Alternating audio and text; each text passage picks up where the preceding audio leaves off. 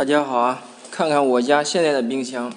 它这个是3格的，冷冻这一层是3格的，下面离那个制冷那个机器比较近，所以下面这2格上面都冻了厚一层霜，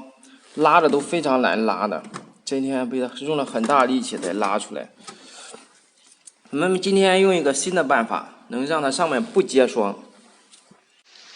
好，现在我把中间这一层这一格上面的这个冰霜给它擦干净了。那么我们现在就用这个油，这是我家食用油，这种菜籽油，不管什么油都可以，色拉油啊什么，只要它是油就行。用点东西给它涂在上面，就这样涂在上面，给它涂一层油。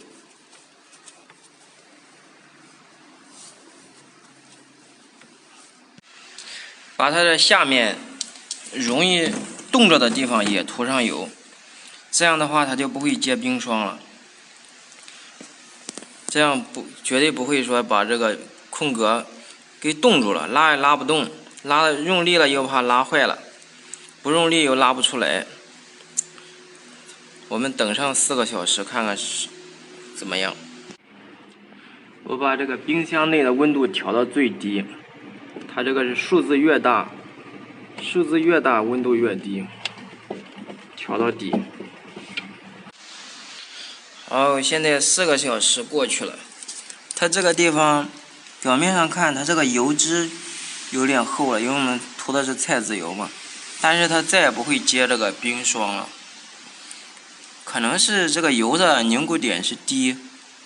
它跟那个水还是不相容的，所以它不会凝固了。我猜测是这样，是一个修冰箱的老师傅告诉我这个方法，